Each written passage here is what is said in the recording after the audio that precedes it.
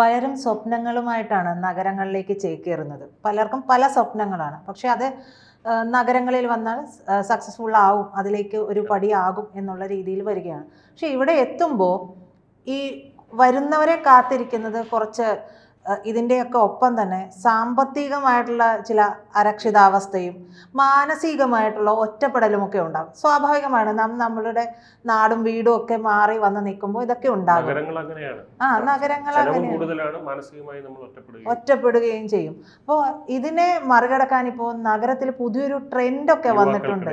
യുവാക്കൾക്കിടയിൽ പുതിയ ട്രെൻഡ് ഉണ്ട് എന്നുള്ളതാണ് കേൾക്കുന്നത്. എനിക്ക് അതിനെപ്പറ്റി കാര്യമായിട്ട് അറിയില്ല. ഹോമോസെക്ഷുവാലിറ്റി വാക്ക് പ്രത്യേകം എടുത്തു പറയണം. ഹോമോസെക്ഷുവാലിറ്റി അല്ല, അതായത് സ്വവർഗ അനുരാഗം അല്ല. ഹോബോ എന്ന വാക്കിന്റെ അർത്ഥം നമ്മൾ വീടും എന്താ പറയാ ഇതൊന്നും ഇല്ലാതെ അലഞ്ഞു തിരിഞ്ഞ് നടക്കുന്ന ആൾക്കാർ എന്നുള്ളതാണ് ഹോബോ എന്ന വാക്കിന്റെ അർത്ഥം. ഇവിടെയും ആ ഒരു അർത്ഥത്തിൽ തന്നെയാണ്, പശ്ചാത്തലത്തിൽ തന്നെയാണ് ഹോമോസെക്ഷുവാലിറ്റി എന്ന് പറയുന്നത്. ഒരു പുതിയ സാമൂഹിക പ്രവണതയായിട്ട് ഇത് പാശ്ചാത്യ ലോകത്തുനിന്ന് ഇങ്ങോട്ട് വരുന്നതാണ്. അവിടെ ഇതറിയാം, അവിടെ ഇതിന്റെ പീക്കിലെത്തി അവരുടെ എന്താ പറയാ കൾച്ചർ, നാഗരികത എന്ന് പറയുന്നത് പീക്കിലെത്തി നിൽക്കുകയാണ്. അപ്പൊ അവിടെ ഇത് ഒറ്റപ്പെടലും സാമ്പത്തിക പ്രതിസന്ധിയും ഒക്കെ കൂടുതലാണ്. അപ്പോൾ ഈ സാമ്പത്തിക ഭാരമൊക്കെ അവിടെ കൂടുതലാണ്. അപ്പൊ അവിടെ നിന്ന് പകർന്ന് ഇന്ത്യയിലോട്ട് വരികയാണ്. ഇന്ത്യ അത്തരത്തിലോട്ടുള്ള കൾച്ചറിലോട്ട് പോവുകയാണ്. ഇത്തരത്തിലൊരു സാമൂഹിക പ്രവണത പുതിയതായിട്ട് വരുന്നുണ്ട്. ഇതിന്റെ പേര് ഒരു വിചിത്രമായിട്ടുള്ള പേര്, തമാശയാണ് എന്നൊക്കെ തോന്നുമെങ്കിൽ ഇതൊരു ഗൗരവമേറിയ ഒരു സാങ്കൽ ഒരു എന്താ പറയാ ഒരു സാമൂഹിക വിഷയമാണ് എന്ന് തന്നെ പറയേണ്ടി വരും. യഥാർത്ഥ വൈകാരിക ബന്ധം അല്ല എന്ന് അറിഞ്ഞുകൊണ്ട് തന്നെയാണ് ഇതിലേക്ക് ഇറങ്ങുന്നത്. അതായത് ഇതിനകത്ത് പറ്റിക്കപ്പെടലില്ല. ഇത് യഥാർത്ഥ വൈകാരിക ബന്ധത്തിന് പകരം ഒരു അഡ്ജസ്റ്റ്മെന്റ് ആണ്, ഒരു കരാർ പോലെയാണത്. അതായത് അതിന് ഒരു താമസ സൗകര്യമോ സാമ്പത്തിക സുരക്ഷിതത്വമോ ലക്ഷ്യമിട്ട് രൂപപ്പെടുന്ന പ്രണയബന്ധങ്ങൾ ക്ലിയർ ആണ് അവിടെ. അവരുടെ എക്സ്ചേഞ്ച് ക്ലിയർ ആണ്. ഞാൻ പ്രണയം തരുന്നതിന് എനിക്ക് പകരം എനിക്ക് എന്താണ് തരേണ്ടത്? ഒരു താമസ സൗകര്യവും എൻ്റെ സാമ്പത്തിക സുരക്ഷിതത്വവും എനിക്ക് തരണം. അതിന് പകരം ഞാൻ എൻ്റെ പ്രണയം തരും. ഇതാണ് പറയുന്നത്. ഇത് പ്രണയത്തിന് അവിടെ കച്ചവടവൽക്കരിക്കുന്നു, അങ്ങനെ വേണമെങ്കിൽ വിമർശിക്കാം. പക്ഷെ അവരവിടെ ക്ലിയർ ആയിട്ട് അത് പറഞ്ഞുകൊണ്ടാണ് ചെയ്യുന്നത്. പക്ഷെ ഇവർക്കതൊരു പുതുമയായിട്ട് തോന്നാനുള്ള സാധ്യതയില്ല. എന്താ വെച്ച് കഴിഞ്ഞാൽ ഈ ആളുകൾക്കൊക്കെ, കാരണം ഇപ്പൊ സിറ്റുവേഷൻഷിപ്പും അതിനേക്കാൾ വലിയ ഷിപ്പും ഒക്കെ കഴിഞ്ഞിട്ടാണ് ഇപ്പൊ ഇതിൽ വന്ന് നിൽക്കുന്നത്. അപ്പൊ ഈ ഹോബോ എന്ന വാക്ക് പരമ്പരാഗതമായിട്ട് ഒരു സ്ഥലമോ ജോലിയോ ഇല്ലാതെ അലഞ്ഞു തിരിഞ്ഞ് നടക്കുന്നവരെ കുറിച്ചാണ് പറയുന്നത്. ഇവിടെ അത് നഗരങ്ങളിലെ സാമ്പത്തിക അസ്ഥിരതയും ഒറ്റപ്പെടലും അനുഭവിക്കുന്നവരെയാണ് ഇത് ഈ വാക്കുകൊണ്ട് സൂചിപ്പിക്കാൻ ഉദ്ദേശിക്കുന്നത്. അതെ, കാരണം നാട്ടിൽ നിന്ന് വിട്ടു നിൽക്കുമ്പോൾ ഈ പറയുന്ന കാര്യങ്ങളൊക്കെ ഒരു തരം അലഞ്ഞു തിരിയലാണല്ലോ. അതെ, ഇന്ത്യയിലെ മെട്രോ നഗരങ്ങളിൽ ഭീമമായിട്ടുള്ള വീട് വാടകയും ജീവിത ചെലവും കാരണം പലരും തങ്ങളുടെ സാമ്പത്തിക ബുദ്ധിമുട്ടുകൾ പരിഹരിക്കാൻ പ്രണയത്തെ ഒരു ഉപകരണമായി ഉപയോഗിക്കുന്നത്. എന്തുകൊണ്ട് പ്രണയത്തിനെ ഉപയോഗിച്ചുകൂടാ എന്നാണ് ചിന്തിക്കുന്നത്. അപ്പോൾ ഈ ഒരു പ്രവണത ആദ്യം പാശ്ചാത്യ ഓൺലൈൻ സംസ്കാരത്തിൽ പ്രചാരം നേടിയെങ്കിലും ഇന്ത്യയിലെ നഗരങ്ങളിൽ ഇപ്പോൾ ഒരു വലിയ യാഥാർത്ഥ്യമായിട്ട് ഇതിപ്പോൾ മാറിക്കൊണ്ടിരിക്കുന്നു. 2025 റിപ്പോർട്ട് പ്രകാരം മുംബൈയിൽ ഒരു ശരാശരി വ്യക്തിയുടെ മാസ വരുമാനത്തിൻ്റെ 48% വരെ വാടകയ്ക്കായിട്ട് ചെലവഴിക്കേണ്ടി വരുന്നുണ്ട്. ഡൽഹി NCRൽ ഇത് 40% വരെയാണ്. ബാംഗ്ലൂരിൽ 35 മുതൽ 40% വരെയാണ്. ഇത്തരം സാമ്പത്തിക സമ്മർദ്ദം നഗരജീവിതത്തിൻ്റെ ഒറ്റപ്പെടലുമായി ചേരുമ്പോൾ ആളുകൾക്ക് ഈ ഒരു പങ്കാളിയെ ആശ്രയിക്കേണ്ട അവസ്ഥ ഉണ്ടാകുന്നു. അപ്പോൾ ഇന്ത്യയിലെ മെട്രോ നഗരങ്ങളിലെ ജീവിത ചെലവ് വർധന എന്ന് പറയുന്നത് അതിവേഗത്തിൽ സംഭവിച്ചുകൊണ്ടിരിക്കുന്ന ഒരു കാര്യമാണ്. 2024 ഒരു റിപ്പോർട്ട് അനുസരിച്ച് മുംബൈ, ഡൽഹി, ബാംഗ്ലൂർ തുടങ്ങിയ നഗരങ്ങളിൽ പ്രീമിയം റിയൽ എസ്റ്റേറ്റിൻ്റെ വില 13 മുതൽ 15% വരെ വർദ്ധിച്ചു തുടങ്ങി. പ്രീമിയം ആയിട്ടുള്ള, അതായത് പ്രീമിയം ഫ്ലാറ്റുകൾ, പ്രീമിയം വീടുകൾ, അങ്ങനെയൊക്കെയുള്ള ഒരു സാധാരണ 2 BHK അപ്പാർട്ട്മെൻറ്റിൻ്റെ വാടക മുംബൈയിൽ 50,000 മുതൽ 1 ലക്ഷം വരെയും, ഡൽഹിയിൽ 30,000 മുതൽ 70,000 വരെയും, ബാംഗ്ലൂരിൽ 25,000 മുതൽ 60,000 വരെയുമാണ്. ഈ സാഹചര്യത്തിൽ മിലേനിയൻസിൻ്റെയും ജെൻസിയുടെയും പകുതിയിലധികം ആളുകൾക്ക് പേ ടു ചെക്ക് ജീവിതം നയിക്കുന്നതായി 2025 ഒരു സർവേ വെളിപ്പെടുത്തുന്നു. അതായത് മിലേനിയൻസ് എന്ന് പറയുന്നത് 1980 തൊട്ട് 96 വരെ ജനിച്ച ഒരു തലമുറ. ജെൻസി എന്ന് പറയുന്നത് 96 മുതൽ 2010 വരെ ജനിച്ച തലമുറ. ഈ രണ്ട് തലമുറകളാണ് ഇപ്പോൾ ഇത് അനുഭവിക്കുന്നത്. അപ്പൊ അവര് ഒരു പേ ടു ചെക്ക് ജീവിതം, പേ ചെക്ക് കിട്ടുന്നു, പേ ചെക്ക് കൊടുക്കുന്നു, ഇതിനു വേണ്ടി ജോലിക്ക് പോകുന്നു. ഇത്തരത്തിലുള്ള ഒരു ജീവിതം, ഒരു അർത്ഥശൂന്യത അവിടെ വരുന്നുണ്ട് ഇവർക്ക്.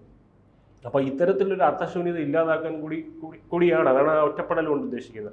സാമ്പത്തിക ഭാരം നഗരങ്ങളിലെ തിരക്കേറിയ ജീവിതശൈലി മൂലം വർദ്ധിക്കുന്ന ഒറ്റപ്പെടലുമായി സംയോജിക്കുമ്പോൾ ആളുകൾക്ക് ഒരു കൂട്ട് അനിവാര്യമായിട്ട് മാറുന്നു. എന്നാൽ ഈ കൂട്ട് പലപ്പോഴും വൈകാരിക ബന്ധത്തിനും അപ്പുറം സാമ്പത്തിക ആശ്വാസത്തിനായി തേടുന്നതാകുന്നു. ഉദാഹരണത്തിന് ഒരു വ്യക്തി തൻ്റെ പങ്കാളിയുടെ വീട്ടിൽ താമസിച്ച് വാടക ലാഭിക്കാൻ ശ്രമിക്കുന്നു, എന്നാൽ ബന്ധത്തിന്റെ വൈകാരിക ഉത്തരവാദിത്തങ്ങൾ ഏറ്റെടുക്കാതിരിക്കുന്നു. നല്ലൊരു കൺസെപ്റ്റാണ്. ഹോമോസെക്ഷുവാലിറ്റി എന്ന പ്രവണതയിൽ ബന്ധങ്ങൾ റൊമാൻറ്റിക് ആയി തോന്നുമെങ്കിലും പലപ്പോഴും ഒരു പങ്കാളിക്ക് മാത്രമാണ് ഗുണം ലഭിക്കുന്നത്. തീർച്ചയായിട്ടും ഒരു പങ്കാളി അതിന് ഗുണഭോക്താവാണ്. സാമ്പത്തികമായി സ്ഥിരതയുള്ള വ്യക്തി തൻ്റെ പങ്കാളിയെ സഹായിക്കുന്നത് സ്നേഹത്തിന്റെ ഭാഗമായാണ് നമ്മൾ പൊതുവെ കാണുന്നത്.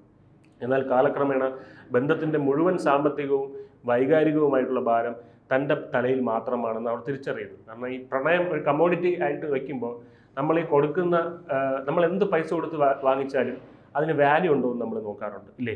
ഫ്രീ ആയിട്ട് കിട്ടുന്നതിന് നമ്മൾ വാല്യൂ നോക്കാറില്ല. എന്തോ പറയൂല, എന്തോ ദാനം കിട്ടിയ പശുവിന്റെ പല്ല് എണ്ണാൻ പോരുതെന്ന് പറയുന്നത്. പക്ഷെ പൈസ കൊടുത്താണ് വാങ്ങിയതെങ്കിൽ നമ്മൾ ഓരോ പല്ലും എണ്ണും, ആ ഓരോ പല്ലിനും ഏത് ഷേപ്പും സൈസും ആണെന്ന് നമ്മൾ നോക്കും. അവ കിട്ടുന്ന പ്രണയത്തിന് നമ്മൾ എന്ത് ചെയ്യാൻ തുടങ്ങും? അസസ് ചെയ്യാൻ തുടങ്ങും. പൈസ കൊടുത്താണ് വാങ്ങിക്കുന്നത്, ചുമ്മാ അല്ല.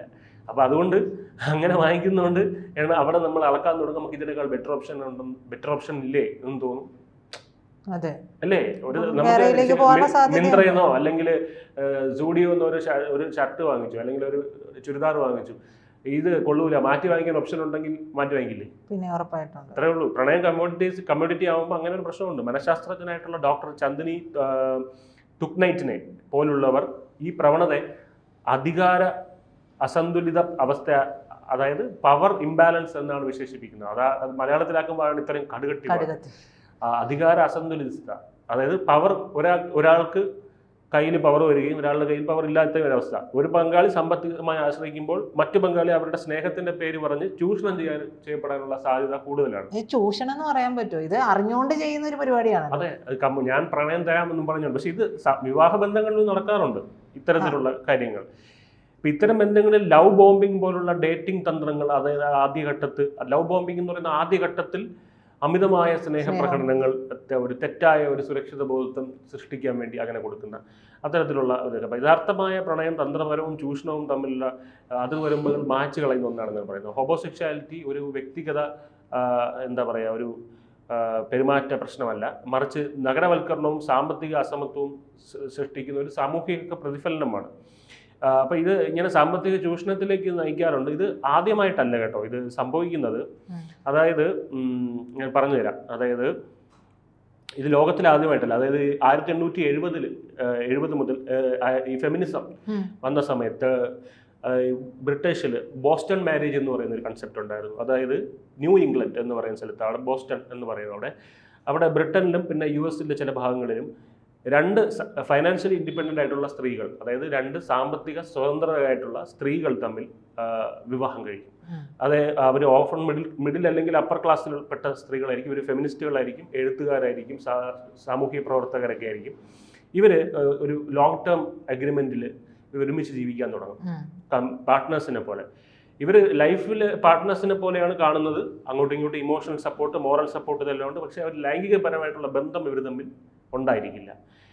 ഇതിന് കാരണം പുരുഷനോടുള്ള വിരോധം, രണ്ട് ഹൗസ് ഹോൾഡും എക്സ്പെൻസസും ഒക്കെ പുരുഷനില്ലാതെ തന്നെ നമ്മൾ തമ്മിൽ ഒരുമിച്ചാൽ പോലും എന്തിനാണ് ഇതിൻ്റെ ആവശ്യം എന്നുള്ള ഒരിത്. അത്തരത്തിലുള്ള ഇമോഷണൽ കമ്പാനിയൻഷിപ്പ്, ഇങ്ങനെയുള്ള കാര്യങ്ങളാണ്. പിന്നെ ഇത് ചൈനയിൽ ഗോൾഡ് ഓർക്കിഡ് എന്ന് പറഞ്ഞിട്ട് അവിടെയും ഉണ്ടായിരുന്നു ഇങ്ങനെ ഒരു 19-ാം നൂറ്റാണ്ടിലായിരുന്നു സ്ത്രീകൾ തമ്മിലുള്ള ഒരു ബോണ്ടിങ്. അത് കഴിഞ്ഞ് ആഫ്രിക്കൻ സൊസൈറ്റിയിലും ഇങ്ങനെ ഉള്ളതെന്നൊക്കെ ഉണ്ട്, വുമൺ ടു വുമൺ. അവിടെയും ഈ പറയുന്ന പോലെ പ്രോപ്പർട്ടി ഇൻഹെറിറ്റൻസ്, സ്ഥലം കൈമാറ്റത്തിന് വേണ്ടിയും മറ്റ് ഇതിലോട്ട് പോകാതിരിക്കാൻ വേണ്ടിയും അത്തരത്തിലുള്ള കാര്യങ്ങൾക്ക് വേണ്ടിയായിരുന്നു. ലൈംഗികപരമായിട്ടല്ല ഈ ഒരിടത്ത് നടന്നിട്ടുള്ളത്.